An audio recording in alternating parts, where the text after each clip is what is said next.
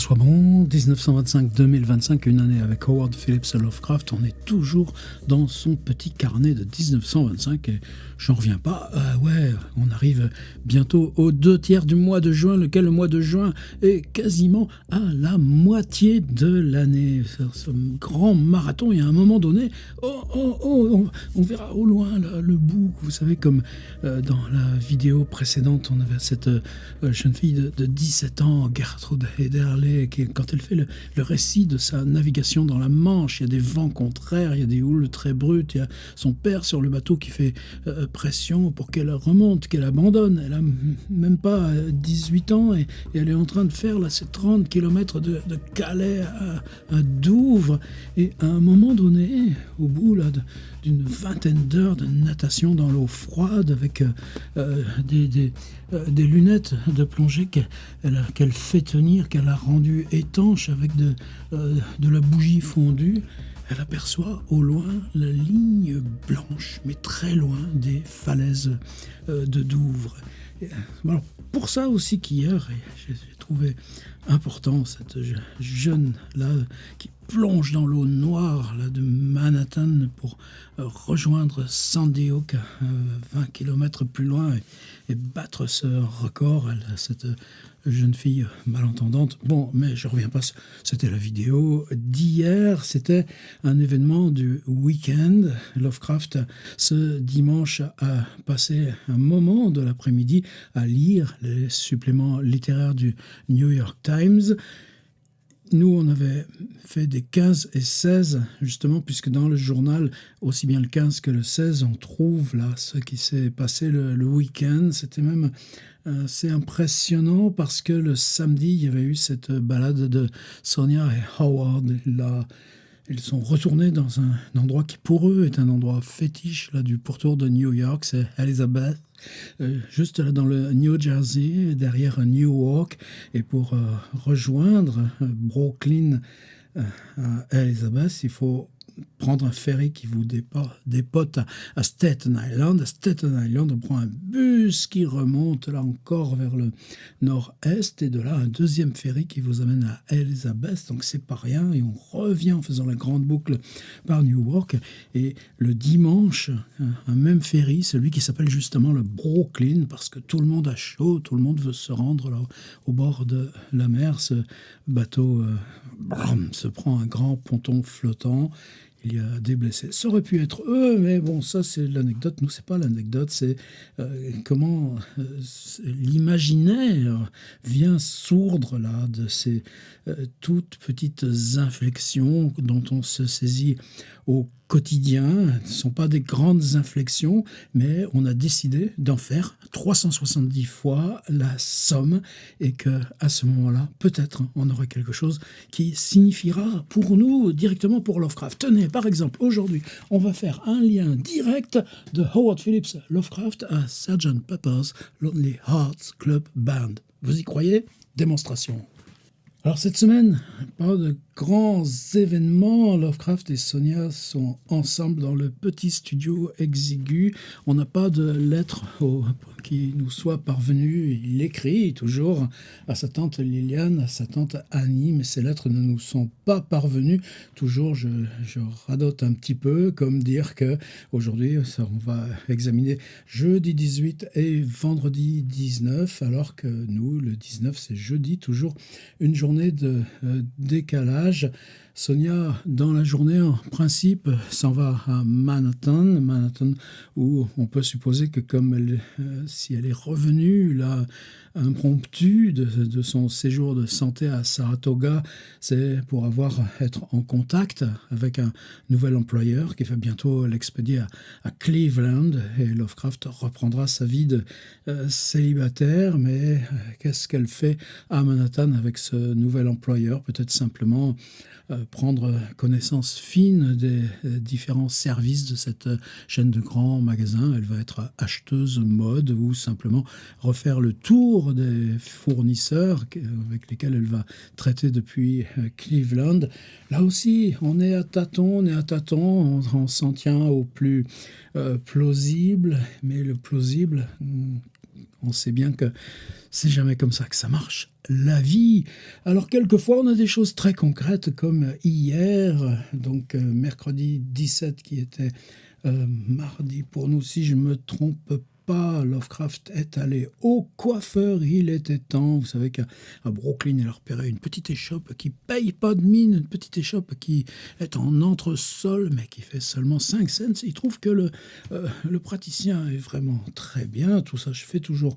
Mais rappel, bah ouais, c'est les lois des séries, hein. Moi je regarde jamais ça, les séries de télé, j'aime pas ça, mais il faut bien parler une langue qu'on se comprenne, vous et nous. Enfin, je suis pas là, c'est ce que je veux dire. Tu vois, tout de suite, ça me perturbe. On arrive à aujourd'hui.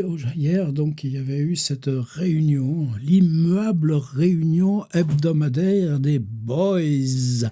B-O-Y-S, donc des messieurs, le KLM Club, K comme Reinhard Kleiner et George Kirk, L comme Frank Belknap Long et Howard Phillips Lovecraft, M comme McNeil ou James Morton qui est absent aujourd'hui puisqu'il habite à Patterson où il dirige un petit musée. Il faut toujours le répéter ça aussi parce que c'est un autre de nos marqueurs importants pour les plus proches et de Lovecraft et de Sonia, James Morton.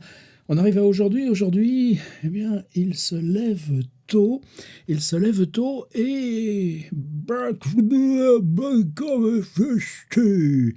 breakfast, c'est parce que c'est Sonia qui s'occupe de lui. Ils ont une journée ensemble, Outwalk, et quelles que soient les tâches professionnelles, les nouvelles tâches professionnelles de Sonia, donc samedi, on a eu cette grande balade à Elizabeth Staten Island. Mardi, on a refait le tour. Je vous avais mis un extrait là, du WPA Guide, écrit par des écrivains.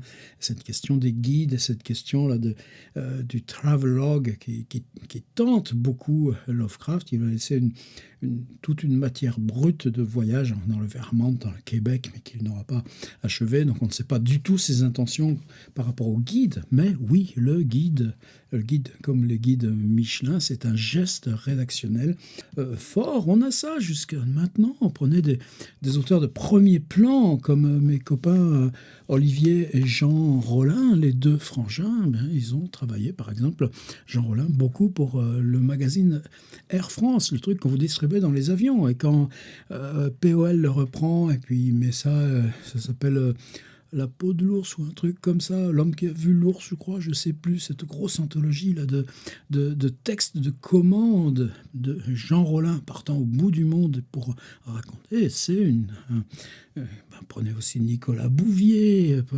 J'ose pas parler de Sylvain Tesson, c'est un mauvaise cote, et pourtant, moi j'ai une estime, un respect pour ce qu'il fait. Waouh, ne le répétez pas, je vais avoir des ennuis, mais c'est un fil ultra solide de la littérature. Lovecraft a fini enfin ce travail là, de titan pour ce United Amateur. C'est la dernière fois qu'il assumera la rédaction en chef, c'est-à-dire toute la part éditoriale plus la part administrative du United Amateur.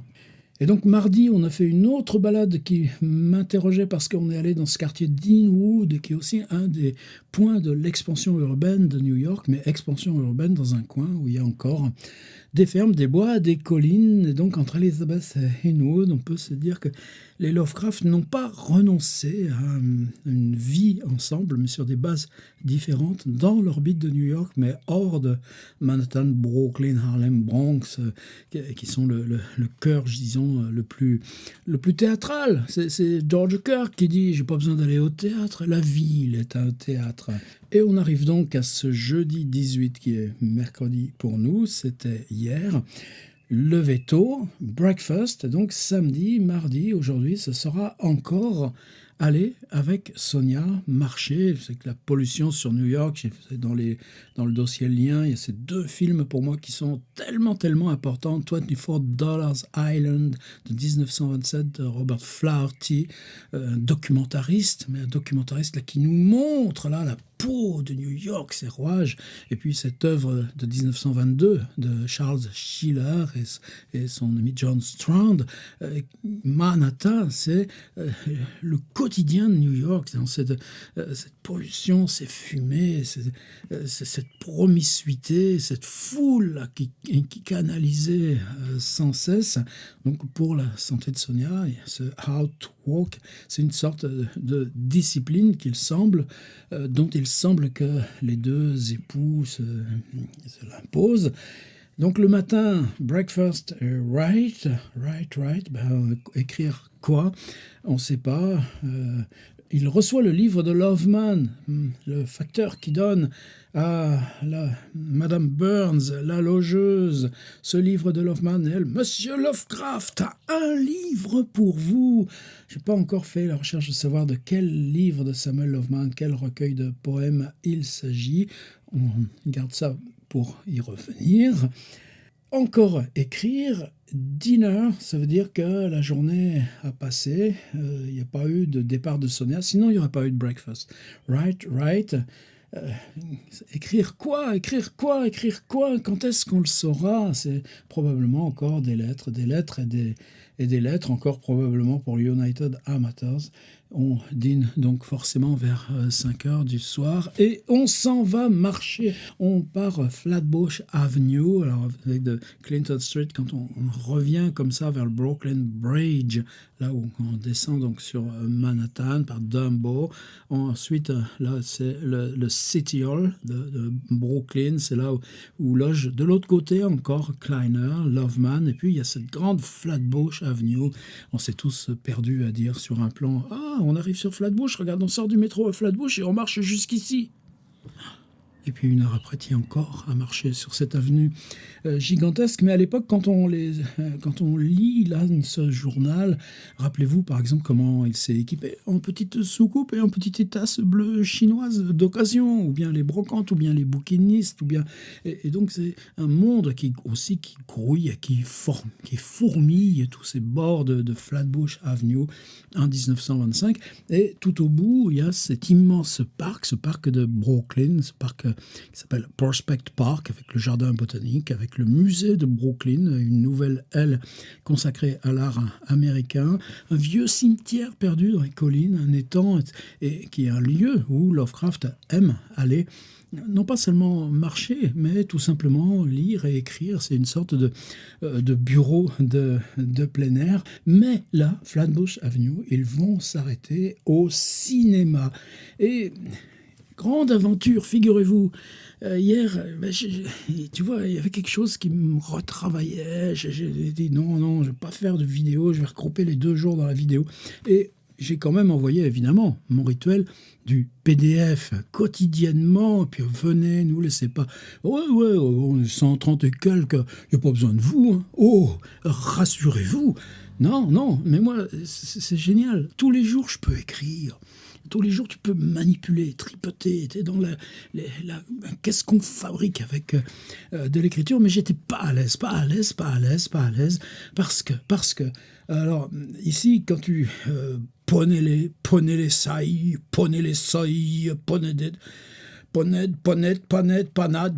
panade, mais tu fais pas un film qui s'appelle On est dans la panade. Tiens, ce serait peut-être aujourd'hui, qu'on devrait le faire, le film On est dans la panade. Et c'est sage, la panade, on est dans la panade. Et je suis parti voir la première transcription, la transcription originelle, la première fois que quelqu'un a mis son nez là-dedans. Et évidemment, notre grand Esti Yoshi. Et Esti Yoshi, lui, avait traduit Parade sage. Et à la fin de 1925, en décembre, je n'ai pas été voir si Lovecraft ira voir ce film, parce que j'aime pas anticiper. Mais le cinéma est présent dans sa vie depuis son enfance. On a vu ça l'autre jour, vous savez, dans cette lettre à John Vernon Shee, où il racontait ce qu'était le cinéma pour lui, dans ses 8 ou 10 ans, dans la période de découverte, en même temps que Franz Kafka, par exemple, ce que ça a été dans son adolescence. Et pour lui, divertissement, ce qui n'a pas valeur esthétique. On a vu encore récemment ce grand film de de Murnau, The Last Laugh, un immense classique de l'histoire du cinéma. 1927, c'est une année de bascule pour toute l'histoire du cinéma, bien avant même l'irruption du parlant. Et puis, il est ami avec le beau-frère de Charlie Chaplin, quoi. Il y a un moment qu'on l'a pas vu, celui-là.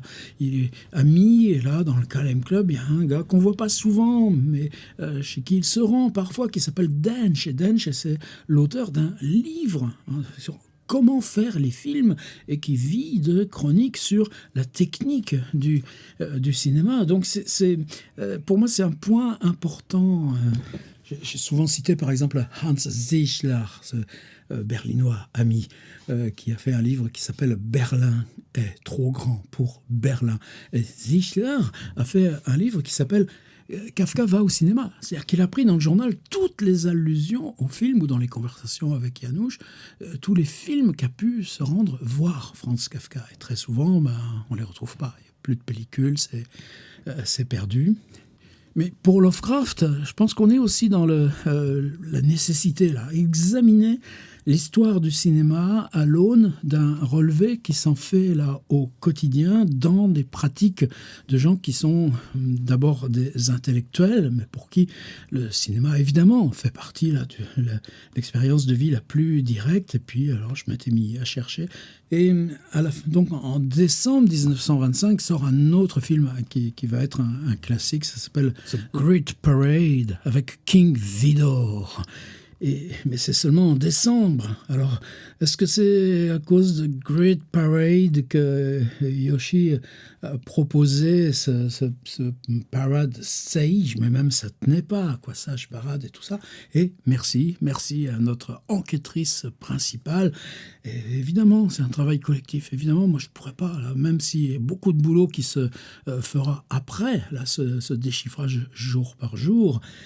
Et si c'était Purple Sage? Et que là, P, un U, le R, on le voit bien, et que là, oui, ce n'est pas un A, mais que la branche du P, elle déborde sur la ligne d'en dessous, c'est-à-dire qu'il y avait écrit Flatbush Avenue, Cinema, and Walk Back, et que Lovecraft, dans l'interligne, a rajouté Purple Sage. Et donc le P, lui, se couvre là. On le voit bien que le N de cinéma est troué. Donc c'est maintenant, sans ambiguïté, Purple Sage. Et Purple Sage, là, tout de suite, alors, ça se remettait en place. Purple Sage, Riders of the Purple Sage.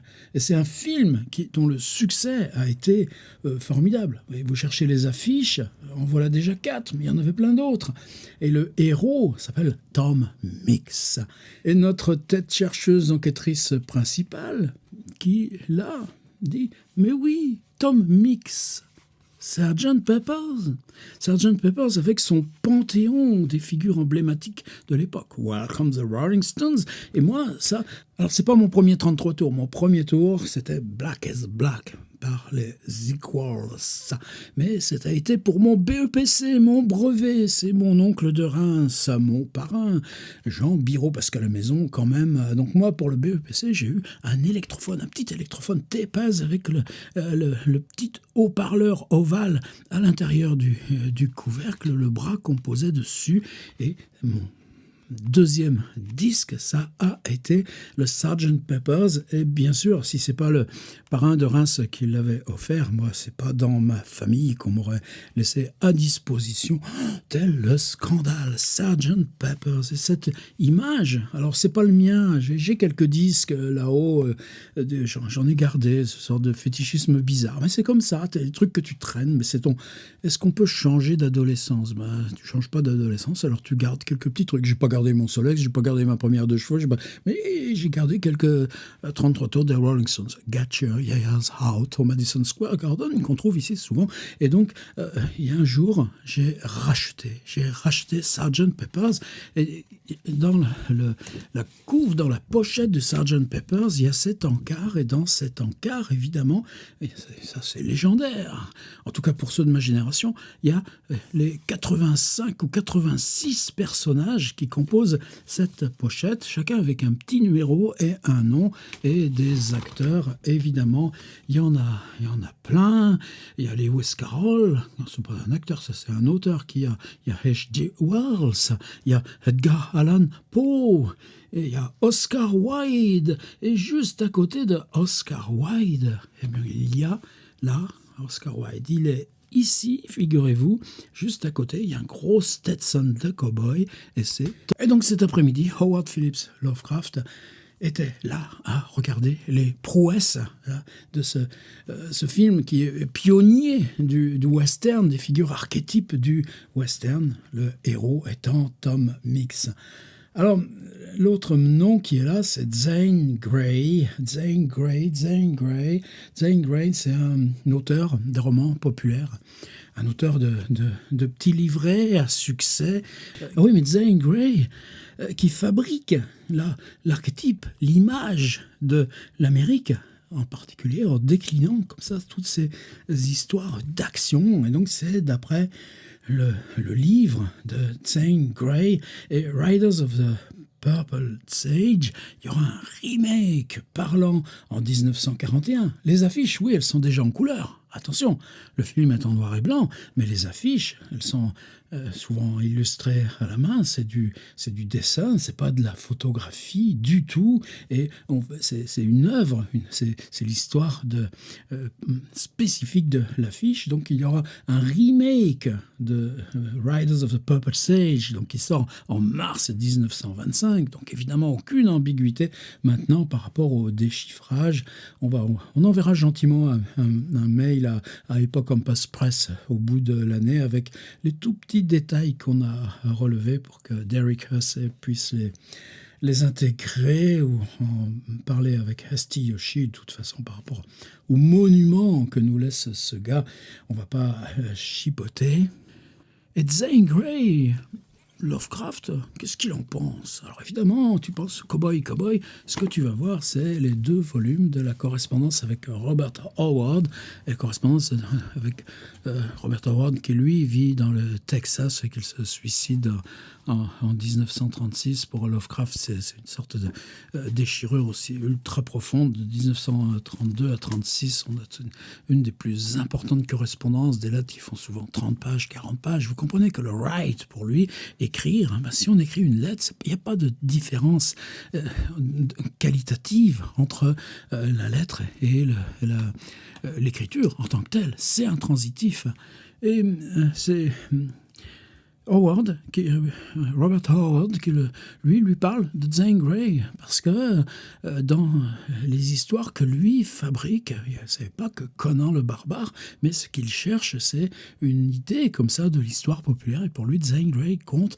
Et Lovecraft, en janvier 1933, lui répond une phrase. Des auteurs populaires comme Zane Grey, qui ne savent que reproduire des auteurs superficiels. Un auteur superficiel comme Zane Grey, qui ne sait que reproduire des situations conventionnelles. Et vous voyez que là, donc merci encore Lucie Bélanger, quel bonheur que sur une toute petite difficulté d'interprétation, eh bien c'est toutes ces histoires-là qu'on retrouve. Lovecraft au cinéma, est-ce que c'est comme Kafka ou c'est comme sera bientôt Fellini qui nous le montrera là, dans ces intérieurs de cinéma, à Brindisi, à Rome. Tout récemment, la semaine dernière, il était allé au cinéma avec Frank Belknap-Long et sa maman.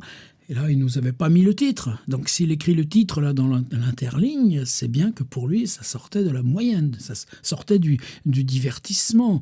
Et la semaine dernière, il avait dit, c'est bien, tu vois, je suis dans une somnolence. Pour moi qui ne dors qu'une nuit sur 2, c'est pas si mal, ces petits moments là où on est pris en charge par l'histoire cinématographique.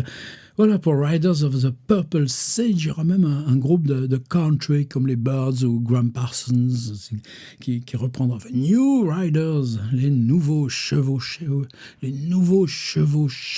de la sauge pourpre. Et pourtant, le film en noir et blanc, c'est lui qui inaugure la sauge pourpre. Alors, pour ce qui était de la revue de presse, New York par ses jours, Jeudi 18 juin 1925, bon, toujours ces faits divers liés aux voitures, aux trains, elevated, vous savez ce mot elevated qui revient tout le temps, c'est ces métros aériens, ces métros là, brinque-ballant juste là au premier étage sur des structures en fer et qui foncent là-dedans. Évidemment, il y a toujours des accidents. Là, c'est le chauffeur en entrant dans la station, zut, il a perdu son gant. Qu'est-ce qu'il fait? Il se penche pour rattraper son gant, et se penchant pour rattraper son gant, évidemment, emplafonne le train qui était à l'arrêt devant lui. 40 blessés pour avoir cet instant de distraction. Et j'en ai parlé avant-hier déjà de cet accident. Le reportage photographique s'installe au même titre que le rédactionnel dans le New York Times. Et aujourd'hui, bien, le nombre de morts qui était de 39 hier est passé à 44. Le nombre d'hospitalisés grossit aussi. Et le monde nous fait part chaque jour là, de cette liste des morts avec les noms, les âges, les adresses. Et ça, c'est quelque chose pour moi d'infiniment, infiniment précieux. Fait divers encore, ben oui, c'est toujours le même truc. On trouve une jeune fille de 15 ans noyée dans l'étang de Central Park. Apparemment, c'est un accident. Oui, mais elle avait disparu de chez elle depuis 3 jours. Et en plus, on la retrouve dans l'étang de Central Park, mais elle n'a pas de chaussures. Est-ce que c'est un accident? Est-ce que c'est un crime? Énigme. Mais cette loi, ça veut dire toujours là, ce qu'on nomme féminicide, je pense que relire comme ça, rétrospectivement l'histoire et voir comment on se pose la question de la victime. On l'a vu tout récemment avec ce fait divers très sauvage sur Brooklyn, c'était l'affaire Florence Kane. Et Florence Kane, elle avait un de ses frères dans la police, donc ça a été pris beaucoup plus au sérieux. En plus, elle revenait du théâtre à Manhattan, c'est juste, elle descend du métro, elle a 50 mètres à faire devant un terrain vague. Là, elle est sauvagement assassinée. Et il fallait que ce soit un noir, l'assassin. On a arrêté 3 suspects successivement avec la vie là, dont un de ces pauvres types, d'un Walter Johnson, qui ne savait ni lire ni écrire et qui venait d'arriver de Detroit, ou en tout cas du nord, là, perdu, pauvre, et qui dormait dans le chantier même, de façon plus ou moins clandestine. C'est-à-dire, dès que le boulot était fini, il faisait semblant de partir, et puis il revenait dormir sous une des cabanes. Et tout ça, c'est cette chose, je pense que c'est important pour nous de démêler. Donc Ray Wolf, 15 ans, on lui fera un petit hommage. Une autre histoire qui, moi, m'intéresse en pensant au soutier, vous savez, dans l'Amérique de Kafka, et en pensant aussi à la situation de ces personnages, y compris dans Lovecraft, qui sont toujours des immigrés. On ne sait pas venus d'où, ou en général de communautés, avec incluant des langues et tout ça. Les personnages surgissent dans les États-Unis, mais c'est aussi, par exemple, Sonia, on a quelques éléments de sa biographie, mais si on prend la biographie de Bob Dylan et son grand-père, qui venait lui aussi d'Odessa, quasiment probablement dans le même bateau que la mère de Sonia, les éléments qui sont documentés, comme l'histoire de la famille grand-paternelle de Bob Dylan, nous permettent d'aller peut-être mieux comprendre d'autres errants qui surgissent là, comme Sonia a pu surgir, mariée à un bonhomme qui est bien plus âgé qu'elle, avec une fille qui naît quand elle a à peine 16-17 ans. Et, bon, ça c'est encore autre chose. Mais là, c'est de temps en temps, ce genre de portrait des surgissants, j'allais dire, plutôt que les immigrants, nous arrive. Là, c'est dans un bateau qui vient de Bremen. Bremen, c'est l'Allemagne du Nord. C'est que, par exemple, Blaise Cendrars, exactement au même temps, comment il gagne sa vie, Cendrars, quand il vient et qu'il y aura ce texte Pâques à New York? Parce que il prend des... Non, c'est plutôt... Bon, lui, c'est 1910 par là, attention, ne nous en mêlons pas. Mais c'est des Polonais qui payent, c'est un travail de passeur. Et il les convoie en cargo, avec des passeurs qui prennent des cabines de 3e classe pour les amener à Ellis Island et New York. là, un pauvre type qui était passager clandestin dans un de ces paquebots venus de Bremen, même pas, dans un cargo venu de Bremen, le cuisinier de l'équipage s'aperçoit qu'on lui a chapardé des pommes de terre.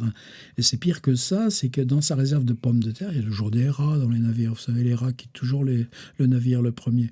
Il y a des pièges à rats. Et bien, le type, pauvre clandestin, il avait mis le bras dans un piège à rats, qui n'est pas un piège à souris. C'est pas un mouse trap quand il s'agit des rats de navire. Et c'est comme ça qu'on l'a chopé. Puis juste à côté, vous avez une pub pour la Emigrant Bank. Voilà l'ambiance. Et si on passe au 19 tout de suite, alors le 19, c'est pour ça que je ne m'étais pas pressé aussi de faire une vidéo, c'est que là on a encore un truc extrêmement sibyllin.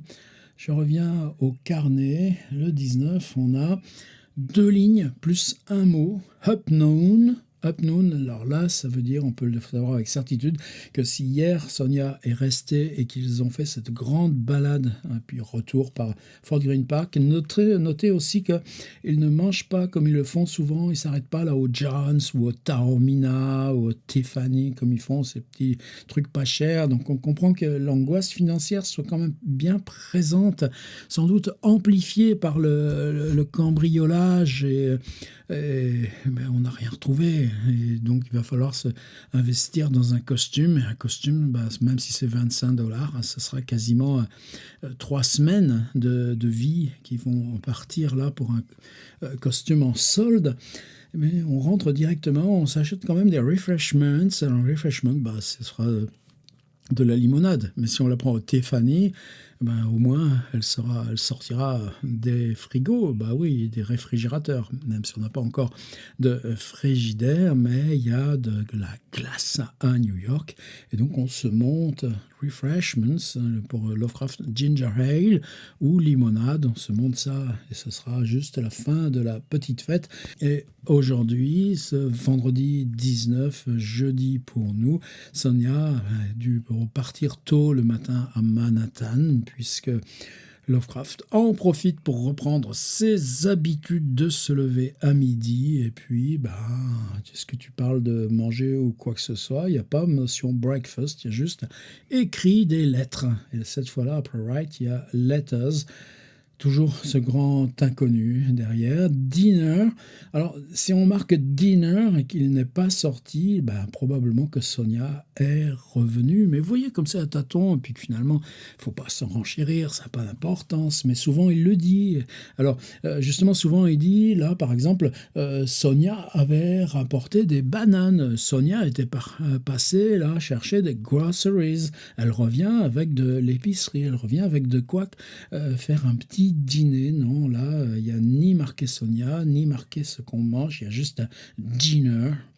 Et est-ce qu'il faut en tirer des conclusions? Certainement pas. Il faut s'empêcher de ça, mais quand même, on le constate. Et le soir, donc, dinner, on est toujours en fin d'après-midi.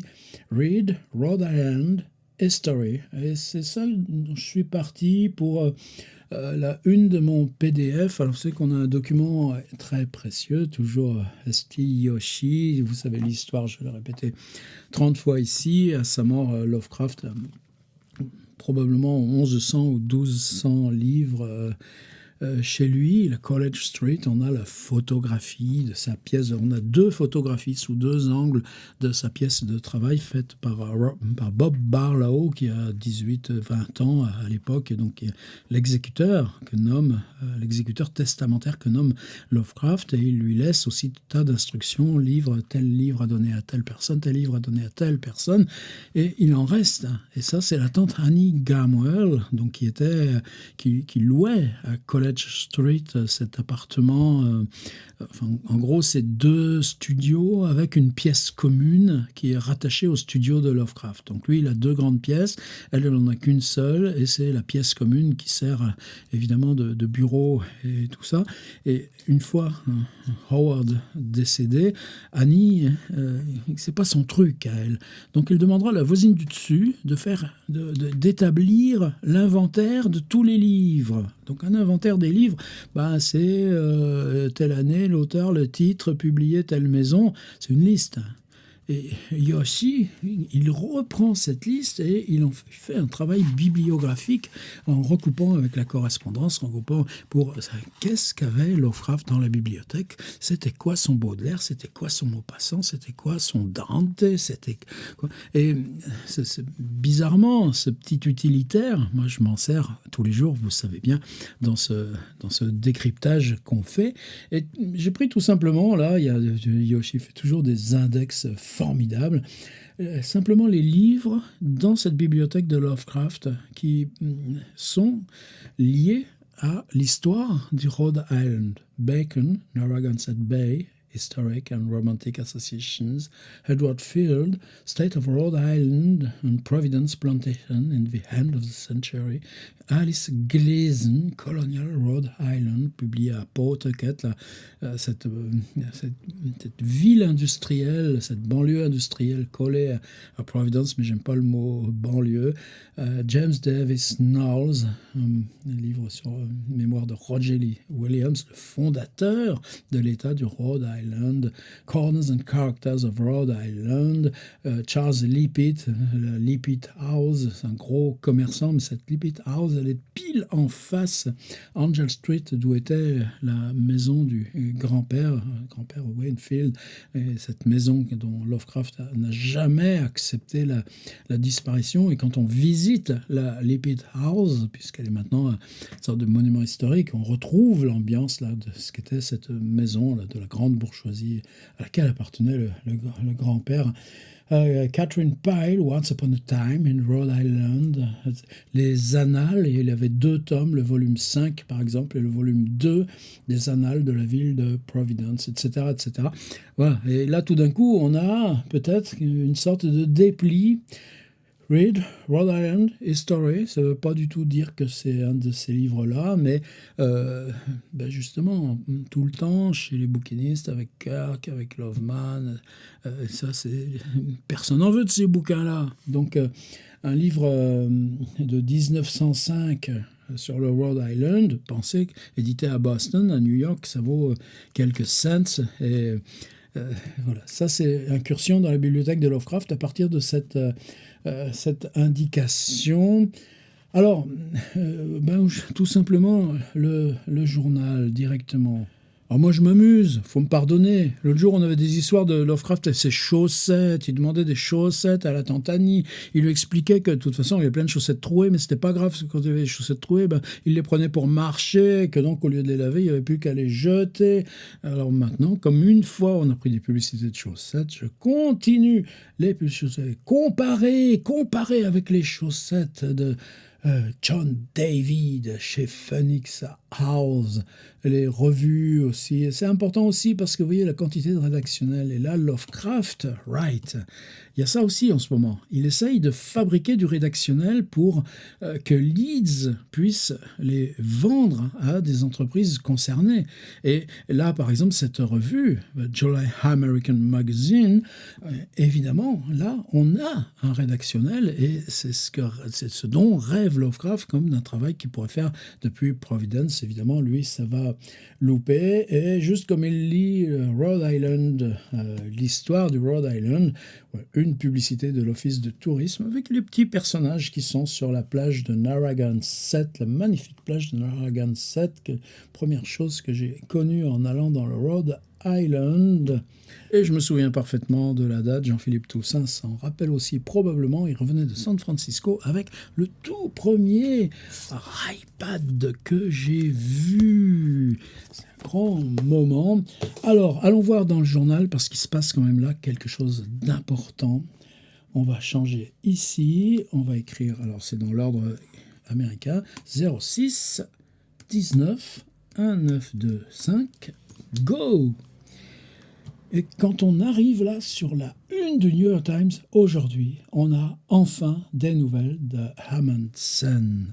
Ça fait quasiment 12 jours ou 14 jours que Amundsen ne donnait plus aucune nouvelle, plus aucune communication radio. Il était parti du Spitzberg et il était parti avec 2 avions. Ils se sont arrêtés dans des conditions climatiques extrêmement difficiles et hostiles, évidemment. à 150 miles, ça fait en gros 250 kilomètres du pôle Nord, un tout petit rien. Ils ont dû laisser sur place un de leurs avions. Ils ont réussi à réparer et à revenir au Spitzberg dans le deuxième. Les expéditions de secours étaient déjà parties. Et c'est ça aussi qui est important, c'est-à-dire que ils viennent d'être recueillis par un bateau de pêche là dans le nord, là, près du Spitzberg, mais même s'il a échoué, il ramène quand même une information d'importance. Non, il n'y a pas de terre au pôle Nord. Cette fois-là, on y est allé, on l'a vu, on peut en témoigner. Donc, une exposition échoue, mais en même temps qu'elle échoue, elle ramène cette figure totalement d'importance. Alors que l'Antarctique, les physiciens ont démontré par calcul que il va y avoir une masse minérale, une masse rocheuse telle qu'un continent solide était obligatoire en Antarctique. Mais ça, ce sera Byrd en 1928. Byrd qui est là parmi les soutiens directs de Macmillan. Il s'occupe de la logistique de l'expédition Macmillan. Et ce sera pour Lovecraft Montagne de la folie. Donc là, on y est dans l'œuvre de Lovecraft. Et si on passe à la deuxième page, alors là encore, la photographie, et elle est belle cette photo, parce que sur ce fond entièrement blanc, le petit hydravion de Amundsen, vous voyez, qui est en même temps conçu comme une cabine de dirigeable, avec ses petites fenêtres carrées. Bon, j'entre pas trop dans cet imaginaire-là, laissons-le, mais petit élément comme ça qui prête à sourire. Macmillan, il se préparait à partir, et Amundsen lui avait brûlé la politesse. Et Amundsen, c'était ça les titres ces derniers temps, c'est-à-dire au lieu d'aller découvrir le pôle Nord, ça fait rien. Nous, on est prêts, on a nos avions, nous aussi, on va aller secourir Amundsen. Macmillan, aujourd'hui, a la route libre, lui, pour aller réussir à poser son avion sur la banquise au pôle Nord. Tout le monde se réjouit. Amundsen's return hailed in New York. Donc, rien que pour ça, aujourd'hui, c'était important d'ouvrir le journal. Et retour à la première page, cet article dans le petit encadré d'en bas. Je crois que j'avais déjà fait une copie écran il y a quelques semaines parce qu'on était dans une usine de traitement du radium. Et le radium, depuis Marie Curie, ses usages ne cessent de se développer dans l'imagerie, l'archéologie de l'imagerie médicale et du soin, la thérapie, y compris des cancers. Donc c'est ultra précieux. Et dans cette usine, dans ce laboratoire de radium, les manipulateurs ou les scientifiques qui s'y attelaient, on a bien compris que, comme Marie Curie, on ne savait pas tout et qu'on peut le payer de sa vie. Et bien là, aujourd'hui, c'est prouvé. Cette Madame Mayfair, M-A-I-2-L-E-F-E-R, probablement là, un vieux nom français, peut-être même, pourquoi pas, de tradition huguenote. Il faudrait chercher plus. Cette Madame Mayfair, domiciliée 174 Main Street, East Orange. Au bout d'une semaine d'hospitalisation, décédée, et elle travaillait dans la United States Radium Corporation Factory. Donc cet article-là, pour la première fois, ça vient trouer la première page. Il me semblait important d'en faire état. Toujours la liste, 3 jours après l'accident, des morts dans ce train du New Jersey. Vous savez, c'était des gens d'origine allemande, des américano-américains de Chicago, Detroit, en tout cas toute cette Amérique industrielle autour de chez Ford et tout ça, qui revenait, c'est l'été, c'était un train qui était parti à 6h hier soir de Chicago et qui contournait New York par le New Jersey pour arriver à Hoboken où il devait s'embarquer sur un paquebot, le Bremen, celui même où on a trouvé un passager clandestin dans le truc d'hier. Et le New York Times en fait, j'allais dire religieusement, c'est pas religieusement état, mais cette idée de communauté, elle s'exprime là, dans cette dette-là. Un article intéressant, le cinéma étend son territoire. Et ça veut dire aller s'implanter comme on a filmé dans les tranchées, ça veut dire s'installer pour construire des décors au documentaire ou à la fiction, les deux à la fois, mais le cinéma comme témoin de l'expérience des hommes. Ça veut dire qu'on embarque des équipes de cinéma sur des bateaux et que ça peut se révéler dangereux, ça peut créer des accidents et que les pauvres marins, eux, ne doivent rien à l'histoire du cinéma. Donc ça aussi, c'est ces petits marqueurs-là si importants de l'histoire du cinéma. On les garde. Copie écran, ça suffit. On se fait une collection. Ce conducteur de Elevated qui voulait ramasser son gant et qui a fait un accident grave, c'est lui, le conducteur. C'est pas les systèmes de sécurité, c'est pas les systèmes de signalisation, et c'est lui qui écope d'une libération sous caution moyennant $1000. Tu crois que tu as ça, $1000 dans la poche quand tu es conducteur de Elevated?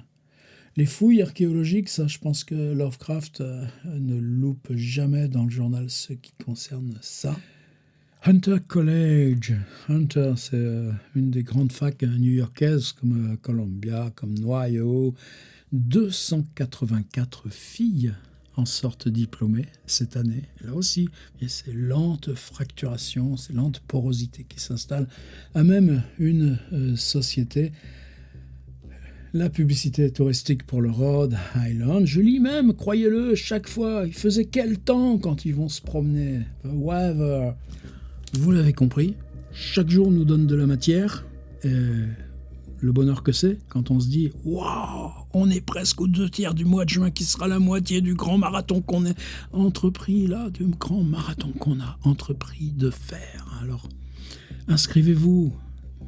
C'est pas grand-chose, mais c'est formidable de le vivre ensemble, mais pas seulement la vidéo, là, directement, les mains dans le chantier, tous les documents que je peux mettre à dispo, parce que c'est un atelier collectif, la recherche collective, vous l'avez vu, et le travail collectif d'enquête, de recherche, de discussion, de correction, là, tous les petits messages que je reçois grâce à ça.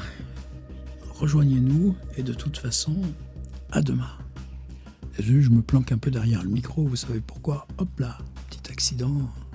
Ils ne savent pas nous dissuader, ça non plus, d'avancer. Désolé de vous désinfliger ça quand ça passe d'un côté ou de l'autre.